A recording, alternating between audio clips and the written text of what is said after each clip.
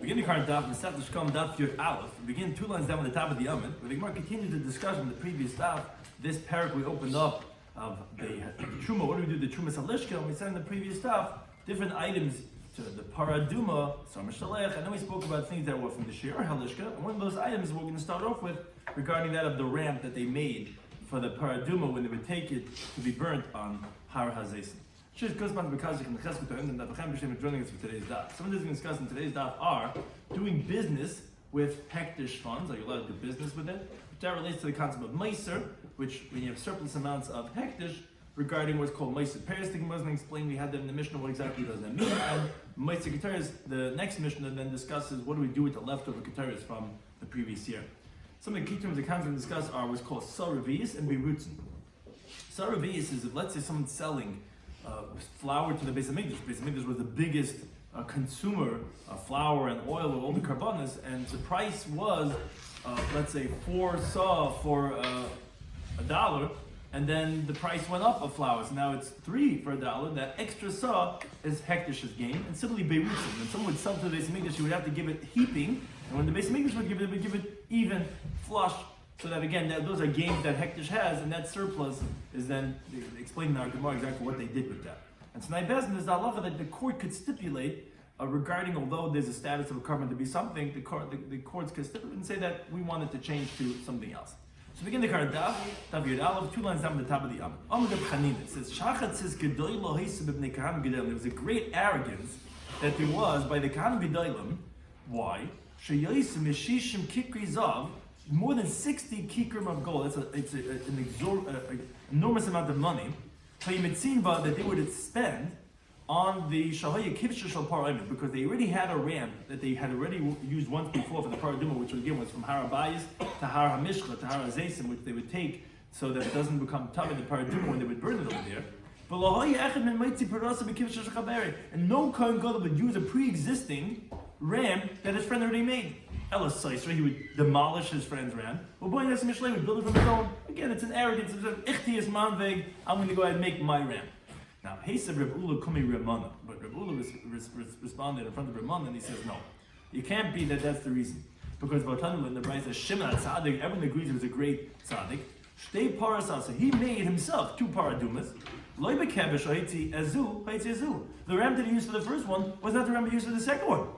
Maybe you're going to say that Shimon Tzaddik Shachatzai, he was an arrogant person. And first of all, it wouldn't make sense. You could say that he made a hole and then he rips down and he wants to make a better one for next time. But I'm saying, but you could consider him arrogant, and that's why he made it the new ram. Rather, says the Gemara, my Kedain. So rather, what's the reason why the Kohen would make their own rams? It was because the elevated status of the Paraduma, Silsal Hibapara, it's like an honor for that you're busy, Memachta Ataskif and the Paraduma, make a whole new ramp, and with the Prenchkas, you make a whole thing. That's why. It wasn't because he was like they were arrogant. They did it as a sign of honor for the Paraduma. Now, tell me the Braysa that Ziznuk Salam Hayotzim Mikam Mikam. There were these ledges and these walls that were coming out on either side of the ramp. Again,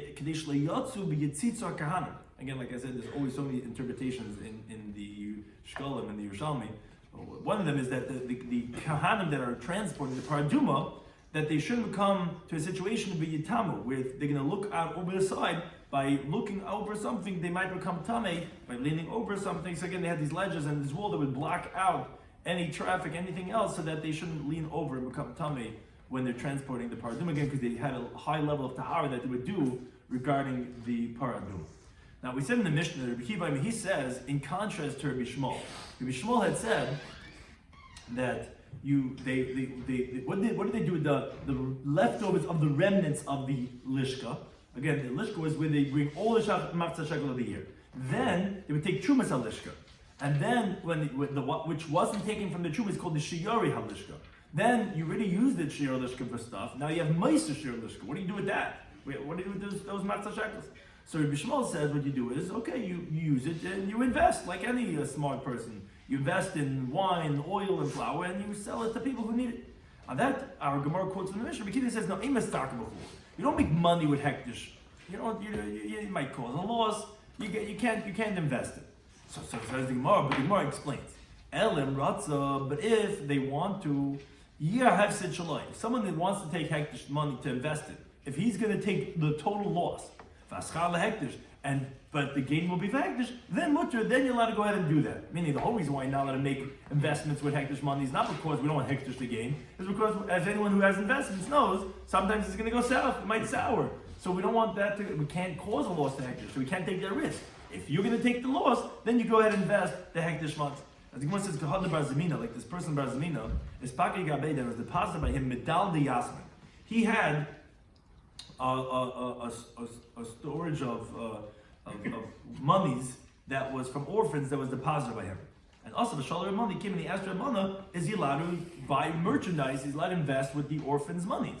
Amalei says, if you want, the loss is going to be all yours, the agriditabech, and it's going to be the gain of both of you, which I think any person who's a very conservative investor would love an investment like this, that the loss is all his, but the gain is going to be 50-50, then, then you're allowed to. But if not, you cannot cause a loss, because they're not b'nei mechila, you can't invest the orphans or the hektish or the anim's monies because of the loss.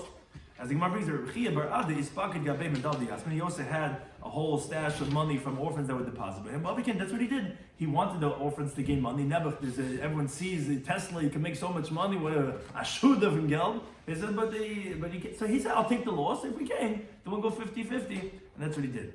Now, it said in the Mishnah that Moisim Peiris, we had 4 different Manda Amrim in the Mishnah, what to do with different items. And we had a chart on the previous time, but the halachas were mentioned regarding Rabbi Shloimy was the one person that said that Moiseh Peiris v'chulu. He said the excess of the Peiris, which we didn't explain in the Mishnah what that Peiris are actually. What Peiris are we talking about? But Rabbi Shloimy says that goes to the Keitz HaMizbeach and v'chulu etc. Which we also said something else called Moiseh Nisachim, which also was mentioned that goes for the Keitz HaMizbeach. So the Gemara says, Masnin, our Mishnah, Rabbi Shloimy is Rabbi Shloimy, which is, meaning in the opinion of Rabbi Shloimy, that he says the Moiser HaPeiris goes to Keitz HaMizbeach, that Rabbi Shloimy is going L'shitasa. Because Rabbi Chia by Yosef Pas Masnin, he explained the Mishnah, when it says Moiser Peiris, that what does it mean in the Mishnah? When you're saying the Rabbi Shloimy says Moiseh Peiris, that is schar lehektish. That is what hektish gains, because that's l'shitase, as we're saying, that it's from the leftovers of the shiur halishka that Rabbi Shloimy had said previously in the Mishnah. That's what it means in the Mishnah, Moiseh Peiris. So Moiseh Peiris are those monies that they made from those shiurayim. That's what Moiseh Peiris. Peiris means like the dividends. Peiris, like we say when we say Peiris Labal, doesn't have to mean necessarily Peiris like food itself. So we're saying the excess of the Peiris is actually referring to the monies that hektish gets off selling the flour and all that investments that they make from the Moiseh Shir Alishka. That's called Moiseh Peiris. And those funds are used for the Keitz HaMizbeach. That's what Rabbi Shloimy was saying in the Mishnah. And when we said Moiseh Nesachim, that what does that mean? The leftovers of the libations, what does that mean? If a person poured a libation, that's called meiser. That wouldn't be something that you would have for fun. That we're saying in the Mishnah that's used for something else. That is Zusa Revius. This refers to, as the Gemara is going to say later on, the Perek, like we had mentioned in the introduction, if someone accepts upon himself to provide to hektish flour, where it's 4 sa for a seller, and then the price goes up of flour. Now it's 3 sa for a seller. He still has to provide 4 sayim. And that gain that hektish is getting, that saw that 4th saw, basically for free, is called Moiseh Nesachim. So those are the 2 items we had mentioned in the Mishnah. Again, we had different opinions here, exactly what should you do with these Moiseh Nesachim. But Akapanim, that because we said either it's for the Klisharis, according to Rabbi Kiva, or according to Chanan Skanakam, it goes for the Keitz HaMizbeach. But those are the 2 items, and it's Rabbi Shloimy L'shitasa that he's the one that says Moiseh Peiris, because what's these Peiris? It's the gain that hektish has from selling, which again, we said, like Rabbi Kiva doesn't hold to that. Doesn't hold that you can make money with hektish's item. That is the interpretation all of Rabbi Kiva Yosef, which that's how he explains Moiseh Peiris is from the profits of the sales of the wine and oil, and Moiseh Nesachim are the profits of buying wholesale and selling retail, meaning that the difference of the price difference. But Rabbi Yechon the Pasuk, he explains the Mishnah differently. It says Moiseh Peiris, what's that referred to? Zusa Revius. The Moiseh Peiris is actually that saw dollar, like we said, which when the price goes up, and he still has to provide the hektish from the earlier pricing. What's moisin is sachin? What's leftover libations? That's libeirutzin. That is, like we said, when someone gives something, sells something to hektish, he has to give it as it's overflowing. When hektish, however, sells it to someone else, they sell it without an overflow. That difference that hektish makes of every transfer is considered beirutzin, which is that overflow. That's the opinion of Rabbi Yochanan. Now the problem with Rabbi Yochanan is, says the Gemara, but the lesser Rabbi Bar Yosef lebeirutzin. What? What the Gemara is asking, because it's explicit Tosefta that beirutzin go to the kaitz mizbeach, he's saying that, oh no, what's the meiser? What's the meiser nesachim? That is the sadal. But according to him, then you don't say anything in the Mishnah. What do you do with beirutzin? But everyone agrees there's such a concept of beirutzin that hektish buys it from when you're overflowing, and they sell it when it's not overflowing. So according to him, where's that being mentioned? So Rabbi Chizki says it's not difficult. Madanafal saravi is whatever is used for when you have the saravis, which that he explains in Meis Nesachim. Nafal beirutzin. That's exactly where you use the beirutzin. It has the same halachic status. He just preferred to explain Meis Nesachim as the saravias because that's literally Meis Nesachim. That's literally the that difference from the Nesachim that they have leftovers, which they're selling. That's the excess. So therefore, he says that that meiser, which is the sadal that they get, that's what he says. But it really includes beirutzin too, because no one disagrees with that halacha of beirutzin, that hektish gets it overflowing and they sell it when it's flat. Now the Gemara says al daitid Rabbi Bar Yosef.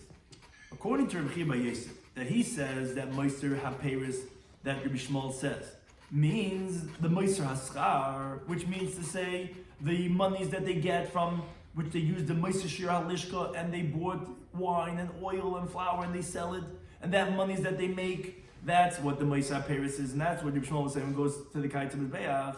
So according to him, we understand the seif of the Mishnah, which says that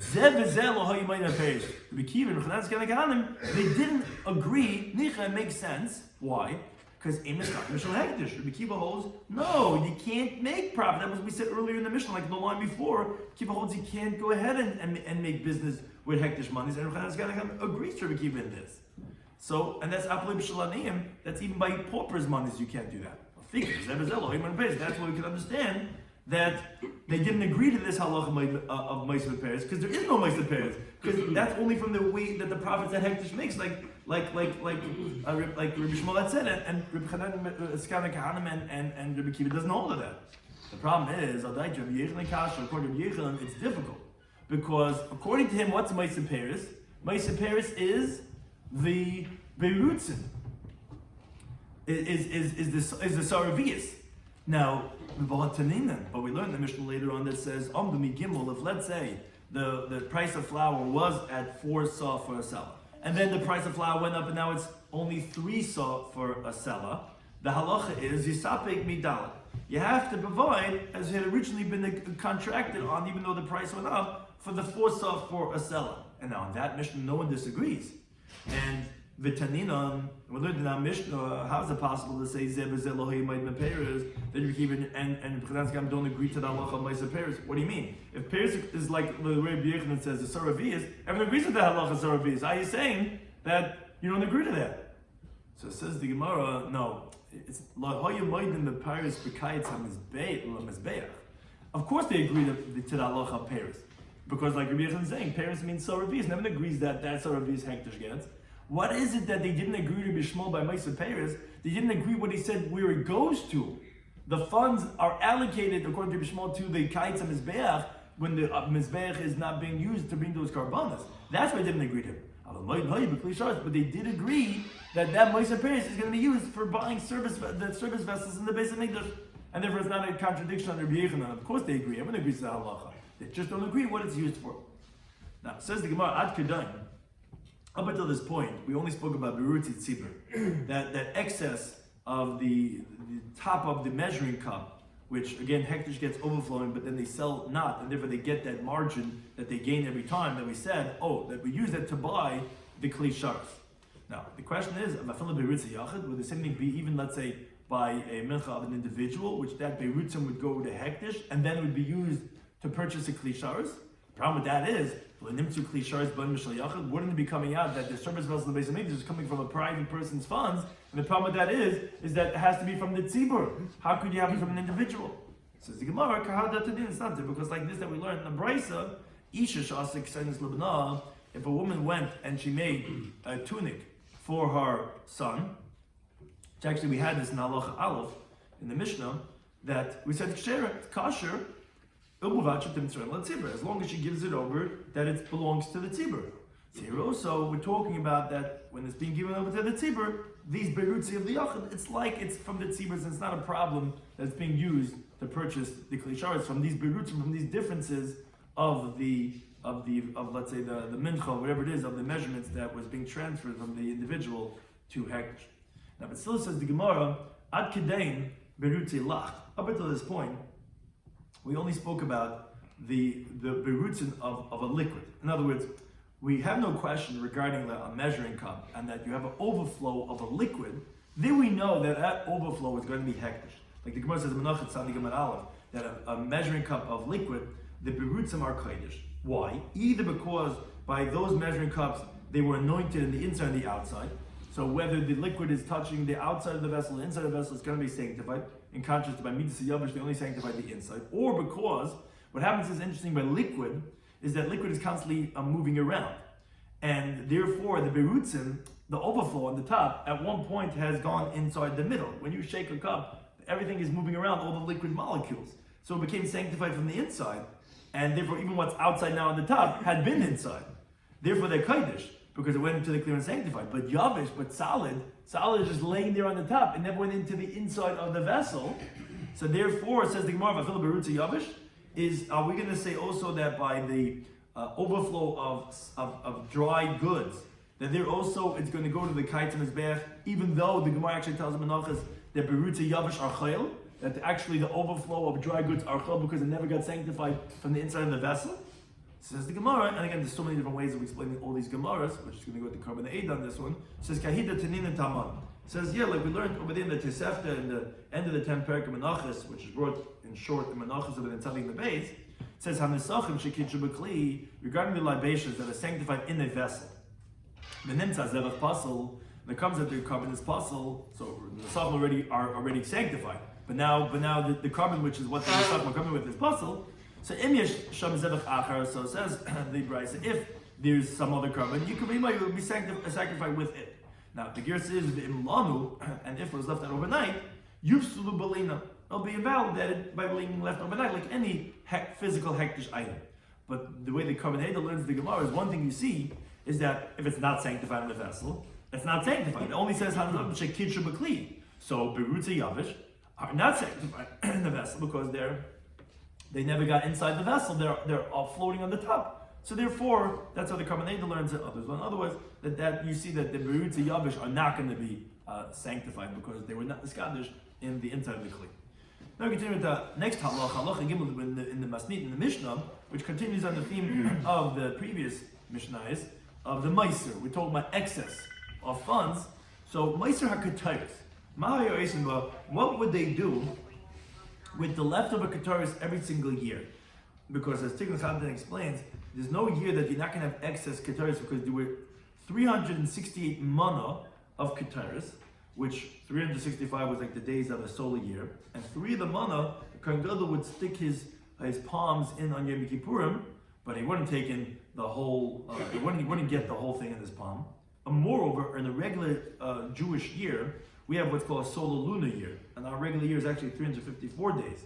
So most definitely, you have 368 mana, and you only brought 1 mana a day. You had leftover Ketaris. So what would you do with the leftover Ketaris? So says the Mishnah, what you do is mafrishin inena. They would separate from the leftover Ketaris according to the schar ha'umnin. They owned people, craftsmen, business people were doing work in the Beis Hamikdash at all times. Professionals making things, so they would separate the wages for those professionals. Umachal meiser, and whatever they had separated from the excess of the Ketaris, they would deconsecrate it al meiser umnin. Now the Gemara assumes originally that it means to say the hektish monies, which the Beis Hamikdash, the Bedek Abayis had to pay these people, instead of them paying the money, what they would do is they would take the leftover keteris, deconsecrate it onto those monies, and then then they would give the leftover keteris l'umnin b'scharon. They would pay them however much worth that keteris was, which is now no more kodesh because they deconsecrated onto the hektish monies, and they gave them the leftover keteris as, okay, here you can take the keteris for however much it was worth for l'umnim b'scharon for their wages. But now that it's chulin and it was given to the craftsman, they would now buy it back from him from the new truma, which the commentator says that's the more modest and discreet way to do this, not just to sell the keteris and to buy it back, but to do this like for the professionals working over there. They would give them here these, like stocks. You give them the keteris, not the keteris. That's how much it's worth, and they would buy it back from the new truma. You couldn't use last year's because it always has to come from the new truma. Now it says the Mishnah chodesh bezmani. Now if the new trumas came before Chodesh Nisan, which is the time of the new truma, so then like then you would buy it from the new truma.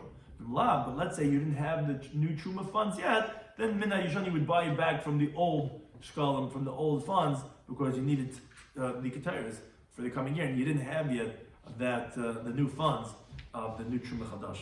Now, the Gemara has a problem with the halacha of our Mishnah.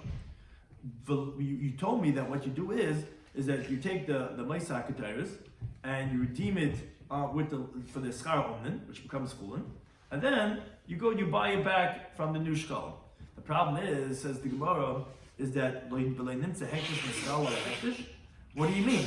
It comes out that you're deconsecrating hektish on hektish, because you're saying that you mechal the keteris on the schar omnin. That sounds like what's schar omnin? That means to say you have hektish monies that you want to pay the craftsman. That money is hektish items. So the Gemara says, well, how can you go ahead and deconsecrate and redeem the hektish keteris on hektish monies? You can't be mechal hektish on hektish. Hektish has to be mechal on chulin. There's no chulin over here. So says the Gemara Kitzur says, so you know what you do? You do like this. Amar Rabbi Shloimy Schwartzberg. He says, you maybe mois. You bring monies of hektish, umachalon al habinyan. You redeem it on the structure. What are we talking about? The Gemara says in Bavli, in the sense in that Shmuel says what they would do is you would build with unconsecrated funds. You would get a loan for construction. The construction loans are easy to get, and you get a construction loan and you start building. Then you sanctify. In other words, so when you build for the Bedek Habayis, because they have construction, maybe like my uncle, Kol Shimshon, they always expand, they're always making something new, make a new thing, a new extension, right? So they would buy all the things that they needed for construction from chulin monies. When they would finish, then they would sanctify it. How would they do it? Then they would subsequently bring the hektish monies according to the value, or whatever all the construction materials costed, and all the amount they had to pay for the workers, and all the guy, the construction guy, all the different things that the sanctity should take effect from these monies onto the structure. So it comes out that now the binyan is kaddish, and the monies come out to be chulin, and that's the monies that you take to pay the craftsman with that chulin money. Now, so there's a step, essentially, like we're saying. You take monies, you machal on the binyan. Now those hektish monies are not hektish anymore. Now they're chulin. Then, maybe keteris, we continue to talk bays, then you bring the leftover keteris, umachal aleim. Then you redeem the keteris with those monies, which were already chulin, because we said the hektish monies were transferred onto to the sanctity of the building. And now the treasurer has those funds, and then again, we redeem the keteris with those funds, and then we give the Maisa keteris, which already redeemed on the monies, and the keteris therefore is chulin, we give that we give that to the craftsmen with their wages. So in case you missed it, say it again. You have hektish funds. Bedek Habayis has all these funds. All that is hektish. Hektish is hektish. You can't do meila with it. Now you have Maisa keteris, the keteris left up from last year. What do you do with that? It's hektish also. So originally we thought to say, okay, you redeem it on to the monies, but you can't. Those monies are hektish. So what you do is there's always construction going in the base of Mikdash, but they do it with chulin funds. Then what you do is you take the hektish money, you redeem it onto that building, which now that chulin gets transferred with that kedusha, and then you have a switch. Now the building is kodesh and the monies are chulin. then those monies, which are chulin, you use that to redeem the leftover ketairis. Now the ketairis is chulin, and those monies are kodesh. That leftover ketairis, now you go to the craftsman and you say, here, you did a great job, here's the leftover ketairis. What am I doing with this? Don't worry, you take this. We're coming back to you soon. Then we come back to them and say, oh, you have chulin ketairis. We have new trumas over here, we're going to buy it back from you. That is how they would pay, that's what they would do with the Meisek ketairis, and that's how they would pay the umdan. Now, again, on all these gesoyas, there's all these different questions, exactly what the gesoyas are, but according to our gears, the question of the Gemara now is, oisna mois, those monies, which became sanctified by redeeming the leftover ketairis, ma yasam, what do you do with those monies? So again, those monies are because they were originally hekdesh, but then they were used to redeem the building, and then became chulin, then became back kodesh again when you deconsecrated the ketairis on that. So Rabbi Yomi says, I say yinasnu lebeis garmu lebeis avtinas. It should be given to the family of Garmu and the family of Tinas, which they got their wages from the Trumas Halishka, which this is where these funds are related to because it was used to redeem the Maisa Ketairis, which is Trumas Halishka funds. Shebekin, Peter Ketairis, which they were profound, they were well versed in compounding the Ketairis and Masalat making the showbreads. They would get those hektish funds for their wages.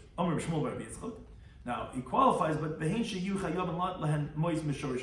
only if they were owed this money from the beginning. In other words, that the family of Garmu were owed monies like the Rebbeim from last year. They didn't get paid yet because it was from the coming year. Then their wages would have to be from the truma from the coming year, and these are all from the Moshe Ketairis, which is from last year's funds.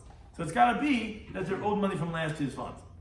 Now, Rabbi Bar Baba, he wants to know. Let's say let's say that these families were not owed from last year. What should you do with these original monies from the Moshe Ketairis? So also Reb Chia is the Girsa Bar Ba, skipping those next words, B'Shem Reb Yesi, he says you would use it to use for karbanis when the Mizbeach was not being used. Now the Gemara asks the following question. Reb Bar Kohen Bai Kumir B'Yesi. He wants to understand. He's switching his opinions because Taman Tzrichaleim over there, and originally he asks that as a question, and here he takes it for granted because Reb Baba is the one that's saying these teachings. So the Gemara explains like this: Had Tzrichale, from the answer you'll see what the Gemara's question is. Had Tzrichale, in other words, this that he had a question was bikli sharas. He wanted to know if what you're going to do with these funds are going to be used for kli sharas. What does that mean? We had said when you have shiari halishka, when you have the leftovers of the chamber, not the truma, but what you didn't take from the truma is considered shiari halishka. Those funds are used to purchase kli sharas. So the question was, do we consider the maisa ketairas like shiari halishka, or do we consider like the maisa trumas halishka, which is not used for the kli sharas, but rather it's used for other things. So that was his question, why he didn't know if it's used for kli sharas. That was all regarding the halacha of the kli sharas. But hadib shitale, this that he knew what to do with the funds, was b'kaitz lamizbeach. Most definitely it's used for when the mizbeach is not being used, because even the moisa trumas halishka is used for kaitz lamizbeach.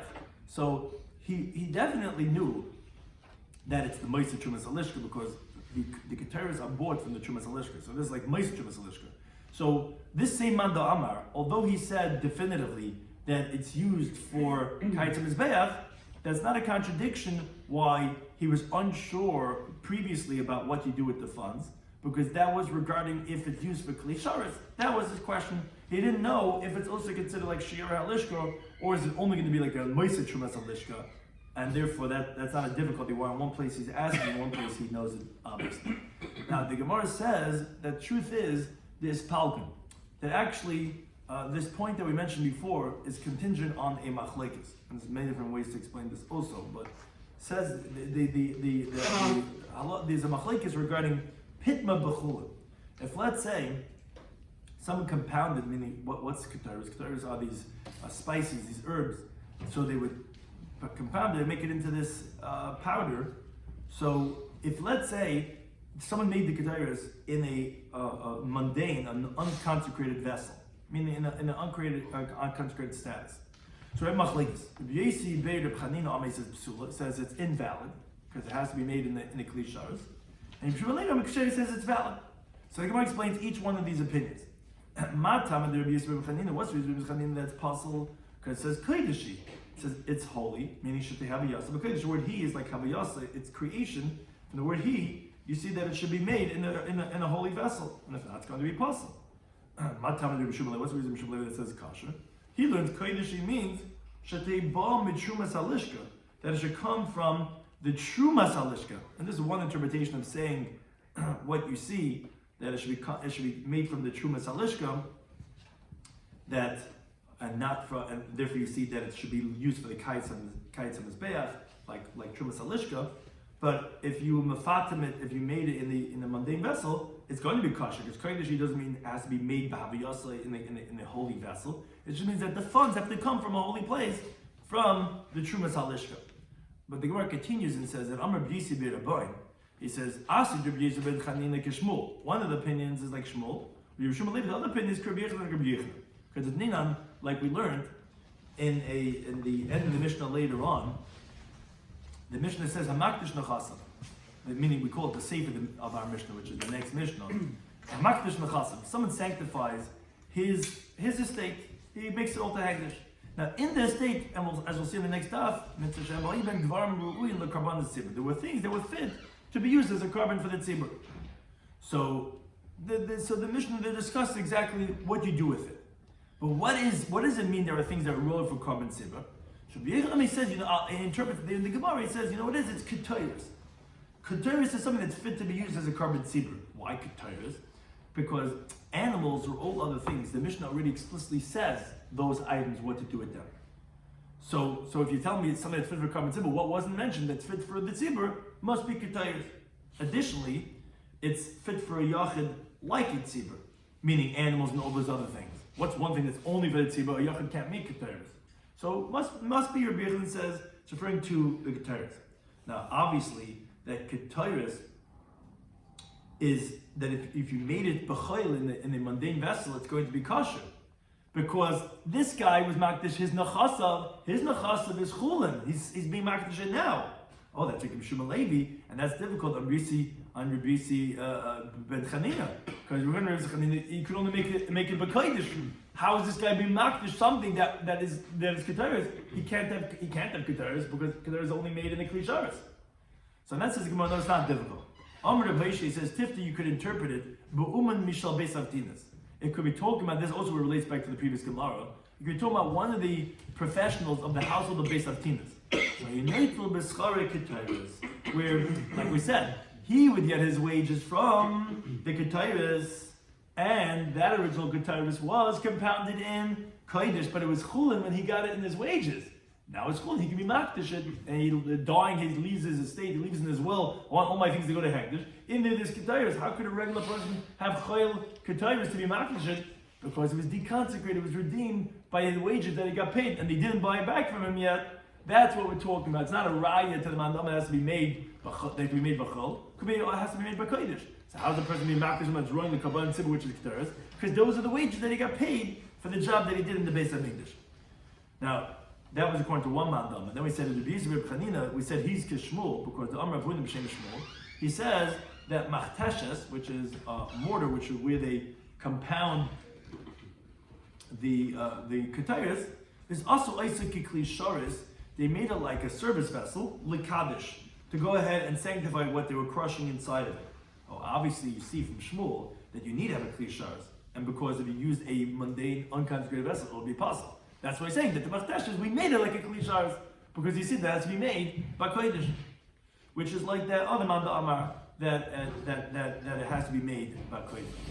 Now, Amar B'yisi B'Rabbani says, Amra Reb Chuna Kumi Reb Yesi. He says, how could that be? How could you say that the ketayros were made specifically in the kli sharos? The other shekidish b'kli sharos, something that was sanctified in the service vessel, nifta, it could be redeemed. If you tell me it was compounded in Klisharis, how can it be redeemed? That you told me that what do we do with the Meitzah Ketores? That we redeem it and deconsecrate it by giving it to the professionals that work in the base of English. But how could you redeem something that was Niskadish in the Klisharis? You can't. So obviously it wasn't sanctified. So says the Gemara, Rabbi Yossi said to Reb Chanina, he says, V'lav de Shmuel, isn't the one who's teaching this teaching in the Machteshes, the mortar that we made like a Klisharis and that it was compounded by Kodesh, that says this halacha, that Shmuel, that's not difficult. Because Shmuel says that Kalu b'meiser, there was a leniency regarding leftovers, regarding redemption, that you could go ahead and redeem it, even though it was niskadish b'kli, and therefore you could go ahead and redeem it, even though it was made in the Machteshes, which he has sanctified like a Klisharis. Because actually, this balkan, this is a machlekes, and Shmuel's going with shitasei. Because haisiru tamimim. If let's say they left over unblemished animals, it's a mission in Erech and Daf Yomi that says that you cannot have less than 6 lambs that were pre-checked in the lishkas hatloim, so that when you have the carbon tummy, that you have animals to pick from. The problem is when Rosh Chodesh Nisan rolls around, they wouldn't bring any more of the karbanos tzibur from the truma monies from last year, as the Gemara says himself in Rosh Hashanah, that Chodesh v'haveh you have to bring a carbon from the new truma. So it comes that every single year you would automatically have 4 pre-checked animals from last year's truma, which you didn't need anymore because you couldn't use last year's, and you have 4 unblemished animals left over because every day you had 6, and you used 2 for the Tamid Shal Ashar, and now you're done. What do you do with those extra 4? So Shmuel Amei says, Niftin Kitmimim, yeah, you can redeem it in its unblemished state to validate it for the next year. You just take the monies of Chulin from this new Truma, and you go ahead and you use it on those old animals. And what do you do with those funds? You use it to plate the Kodesh HaKodeshim, as the Gemara previously said. Now, once it goes out to Chul, and you go and you purchase them in the new Truma. In other words, you first deconsecrate them to regular monies, then you use it for the new Truma funds, and you buy it for this year. Now, although the halacha generally is that a carbon of an individual cannot be redeemed without a blemish, as the Gemara says in Daf Kuf Aleph, from Imkol Behem Tameya, where the Gemara says Babali Mumin, that only then could they be redeemed. That Shmuel holds, but by that of a tzibah could be redeemed, as the Gemara is going to explain later on, because lay bezn masna leim, which if you need it, you need it, and if not, you use it for its monetary value. Now, if not making it chulin first, because actually the Tikkun Chazan explains it in another step, meaning what you do is you take these last year's unblemished animals, you redeem it onto monies. Those monies are then used, because now they're hektish, they're used for the country culture. Then the new funds are used to buy, because the mice and the shkalim are also hektish. You wouldn't be able to redeem those old karbanos which are hektish on the new shkalim funds, because those are also hektish. In hektish mechal or hektish. You do another step in between, like we explained. But ultimately, you can redeem it even unblemished, which is a chiddush, which is a chiddush in Meiser that Shmuel holds that you could be redeemed even in this unblemished state. And that's where you sell the shitasa that he holds that kalu b'meiser, that even though the Torah was mina machteshes, which makes it kodesh, but the leftover you could redeem it. Because Rabbi Shloimy he disagrees. He says no, niftin gitzul hamikdash. You can only redeem it like invalidated karbanis, which the halach is you have to leave it till it grays and develops a blemish, and then you can tell, and then you could use its funds for in the daven the Beis Hamikdash. But again, the Shmuel is shitasa. Now says the Gemara. Let's say shiur. Let's say the shiur chatas that they would buy from the Trumas Alishka. And they would bring every single Rosh Chodesh. They'd bring a sar lechatas. Let's say it's left over. For example, let's say the sar of Rosh Chodesh Adar got lost, and they only found it in Nisan. So it's from last year's funds. What do you do with it? Says Shmuel. According to Shmuel, it's a kavachayim. Im oila niftis, if regarding an oila, where even if it was grazed and developed a blemish, from its funds you would use for the kites mizbeach, which itself is an oila, and even so Shmuel holds, as we said, you redeem it itself in the unblemished state to sacrifice it itself for the new year. So the koshik and chatas isn't a kavachayim for chatas where you're going to leave it. It's not going to be sacrificed as a chatas, rather it's going to be used for the kites mizbeach, which is going to be an oila. So for sure he's going to hold that you redeem it to sacrifice itself to be in what it intrinsically is. The question is, however, al daiti Rabbi Yechanan. Question is, according to the opinion of Rabbi Yechanan, that's the machlekes where Omer B'Zeira, he says that yiru, that no, you have to let it develop, let it graze these seirim like those by the oilas, and you don't use itself for the kites and mizbeach, rather than its monetary value. When it grazes, develops a blemish, then you buy what it funds and oil for the kites and mizbeach. Whereas Omer Shmuel Rabbi Yitzchak, he says no more kites and ben mizbeach. This is a chiddush that he's saying. He says no, you use it itself. Those animals, those seirim, you use it for the mizbeach and the kites mizbeach. The Gemara says, "Kasha, that's difficult. Yes, chatas akreim oil. How's that even possible? How could a chatas be used for the kites and mizbeach, which the kites and mizbeach are oilers that totally burn sacrifice? It's not what a chatas is done with. So Rabbi Yisi, the Gemara has two answers. Shanihi, yeah, it's different. Shein kaman is tzibah nekvan el b'shchita, because the korban tzibah is only established when you slaughter it. Before it's slaughtered, it's like tloim v'imdim. Because although it's a chatas, if the tzibah wants to bring it to some other korban, they're allowed to, because it's only the shchita that makes into the korban. Or Rabbi Chia, and therefore you can make the chatas, so to speak, this seiri chatas into like a kaitim zech which is oila.